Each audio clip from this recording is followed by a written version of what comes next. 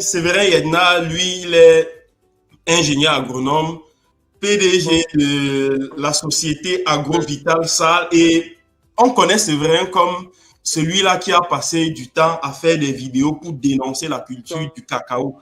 Alors Séverin, est-ce qu'aujourd'hui la hausse du prix de cacao te satisfait? Est-ce que tu es content de voir qu'aujourd'hui nous sommes passés pratiquement de 1000 francs à pratiquement 4000 francs, voilà, 4200 pour être plus précis, hein, 4225 francs le kilo. Est-ce que c'est un ouf de soulagement pour toi? Oui, déjà bonsoir à tout le panel et je m'excuse du retard. Il a été indépendant de ma volonté parce que j'ai un sujet comme celui-ci, je ne peux pour rien au monde le rater. Donc je courais seulement, vous allez voir que je suis même tout en sueur. Bonsoir Clovis, bonsoir Évariste, bonsoir Tami. Bon, voilà le sujet. Le sujet est là. Le sujet est là. Et je pense que l'histoire est têtue. Tu vas te repentir, hein? Oui, peut-être. L'histoire est têtue. Quand nous avons commencé ce combat, on a même été pratiquement agressé, peut-être même pisté par la Martinez Zogo, mais on se sentait même déjà en insécurité au point où on a pensé à un moment qu'il fallait lâcher du lest. Mais comme on ne peut pas faire des omelettes sans casser des œufs, on était obligé de continuer. Thomas Sankara dit quand tu es sur une pente, tu pédales et tu es obligé de continuer, sinon tu tombes. Aujourd'hui, le kilo de cacao est à, vous avez dit 4200, moi j'ai même vu une plaque quand je rentrais tout à l'heure, 4350 francs. Et beaucoup de personnes m'ont réinterpellé, je suppose que c'est ceux qui me menaçaient hier, qui m'ont réinterpellé pour me dire, voilà, qu'est-ce que tu dis? Je pense que tu dois avoir la décence de revenir faire la promotion de cette culture dite d'asservissement. Oui. À ceux-là, je leur dis, je vais faire la promotion de cette culture, mais ce n'est pas pour aujourd'hui. Pourquoi? Parce que mon combat n'était pas celui du prix du cacao, parce que le prix du cacao, c'est un leurre. Ce n'est pas le prix du cacao qui fait mon combat. C'est en fait la culture en elle-même. C'est la culture en elle-même. Pour deux raisons. Premièrement, c'est une culture coloniale. C'est vrai, je ne suis pas dans la théorie du complot, mais c'est une culture coloniale. C'est vrai, on me dirait également, le manioc nous a été apporté et autres.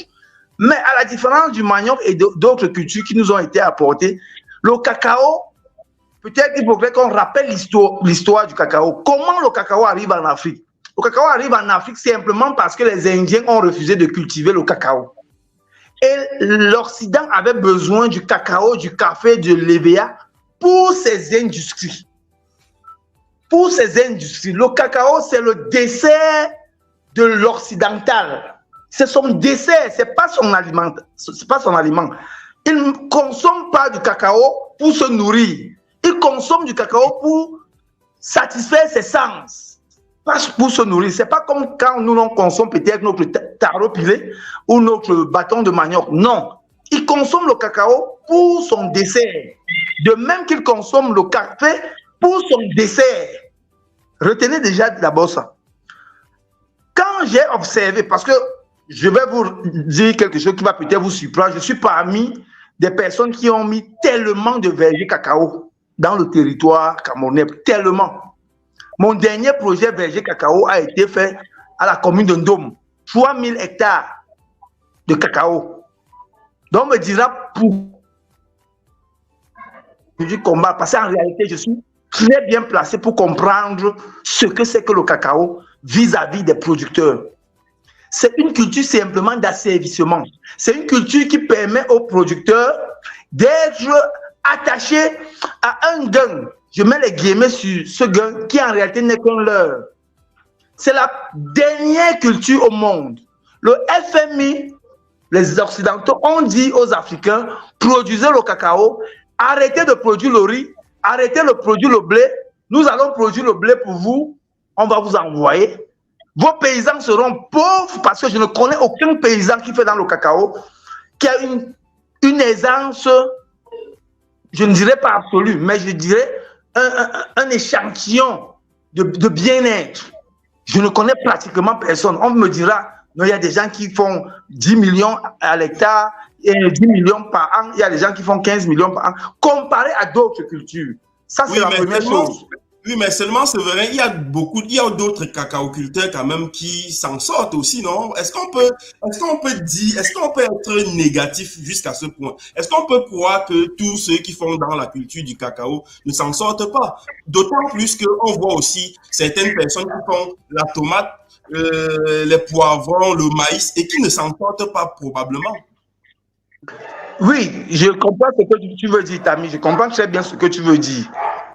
Qu'il y a des gens, des exceptions, parce que je ne vais pas prendre 2 personnes sur 10 000 personnes et je te dis ces personnes s'en sortent. Non, il y a des exceptions. Et dans les exceptions, tu trouveras des gens, je pèse mes mots, qui pour la plupart blanchissent.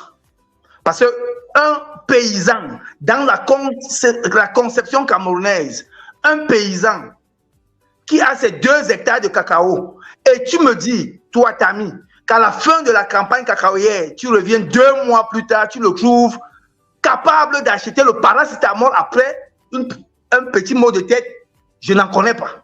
Donc, on ne pourra pas prendre des exceptions. Et maintenant, quand vous dites même cela s'en sort, c'est par rapport à quoi? C'est ce qu'il faut poser comme question. C'est par rapport à quoi? Le cacao, c'est la dernière culture au monde en termes de rentabilité. C'est la dernière, même le fourrage, ça veut dire ce qu'on appelle vulgairement le sissongo, est 4 fois plus rentable que le cacao. Le cacao, c'est comme la colonisation, c'est comme la Bible. C'est quelque chose qui nous a été inculqué. Et pour défendre, on va dire, je peux léguer ça à mes enfants. Vous voyez, c'est un peu comme ceux qui font dans l'immobilier. Je dois vite construire une maison parce que je pourrais laisser ça à mes enfants. Mais est-ce que c'est le meilleur business réellement peut-être pour un jeune qui veut se lancer? Je n'en crois pas. Le cacao, les gens viennent se cacher derrière le voile du périn. Et pourtant, ce n'est pas la seule culture pérenne. Comparez-moi une seule culture pérenne au monde. Et vous me dites, le cacao est rentable par rapport à cette culture pérenne. Vous n'en trouverez pas. Je prends le cas de l'Afrique, ou alors le cas du Cameroun que nous tous on connaît. Vous connaissez toutes les cultures pérennes. Le cacao est-il plus rentable que la noix de coco, que le safou, que l'avocat, que le bitacola, que la goyave, que l'orange, que le citron, que la mandarine? Le cacao, c'est la dernière culture au monde.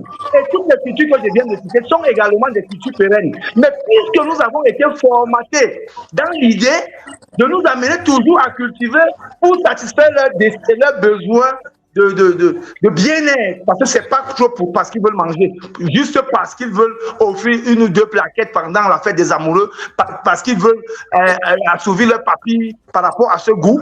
C'est pour ça qu'on a été formatés et ils nous ont apporté le marché. Vous verrez que c'est la seule culture aujourd'hui où on vient vous prendre ça chez vous. Parce qu'en réalité, on vous trompe. On vous trompe. Et puis si on vous trompe, c'est comme les voix, c'est comme dans certaines circonstances, c'est comme les élections en réalité. Quand on vous trompe, on est prêt à tout vous présenter. On va même vous avez déjà entendu parler d'une piste avocatière? Non, on vous parlera d'une piste cacaoyère. Pourquoi? Parce qu'il fallait pérenniser l'esclavage, l'asservissement. Vous comprenez un peu? Donc c'est un peu ça. Je ne peux pas me réjouir de quelque chose que nous ne consommons pas. Si demain, ils disent qu'ils ne consomment plus, j'espère que vous connaissez l'actualité. Ils ont dit les produits avec les pesticides n'entrent plus en Union européenne. Vous comprenez? Les produits issus de la déforestation n'entrent plus en Union européenne. Ils ont commencé à vous montrer les couleurs. Pour vous dire, vous allez produire vos cacaoyers dans la jungle, donc sous les arbres. Vous allez produire sans pesticides, vous n'allez pas déforester, et là, ça pourra entrer. Et quels seraient les rendements? Aucun. Donc, le prix du cacao aujourd'hui, c'est un leurre. C'est un leurre parce que beaucoup de personnes ont pris conscience et la demande est très faible actuellement, surtout la demande du cacao de la sous-région Afrique centrale. Ce n'est pas seulement le cacao camerounais, contrairement à ce qu'on se vend. Le cacao de la sous-région Afrique centrale qui a 4 saisons, 2 saisons de pluie et 2 saisons sèches, donc ça, une certaine concentration en ce qui concerne la cacaotine, qui est une substance très parfumée et très demandée sur le marché. Donc, c'est un leurre. Les jeunes, surtout les jeunes, ont compris. Je connais plusieurs jeunes qui ont changé drastiquement de culture. Ils ont enlevé les cacaoyers, ils ont planté des avocatiers, ils s'en sortent terriblement bien, 10 fois mieux. Je connais un qui a 5 hectares de goyave. Il avait 12 hectares de cacao. Il n'arrivait pas à faire 3 millions, M. Tami. Aujourd'hui, 5 hectares de goyave, il fait par campagne, parce que la goyave, c'est 4 campagnes. Concrètement, le cacao, c'est pratiquement une seule fois. Une seule fois. Il fait plus de 16 millions de francs sur 5 hectares de goyave. Donc, vous ne comparerez jamais le cacao à une culture. Et s'ils disent qu'ils n'achètent pas de la goyave, il peut consommer. Il peut faire son jus de goyave. Me direz-vous qu'on peut également faire le chocolat avec le cacao. Et après, on consomme combien de kilos de cacao par jour? Non, on peut faire des crèmes avec aussi, non? Pourquoi pas? De toute façon, on va parler. Ça veut dire, ton grand-père chimiste pour faire les crèmes, on a déjà les familles, on va faire le mayanga. C'est largement suffisant comme crème pour nous.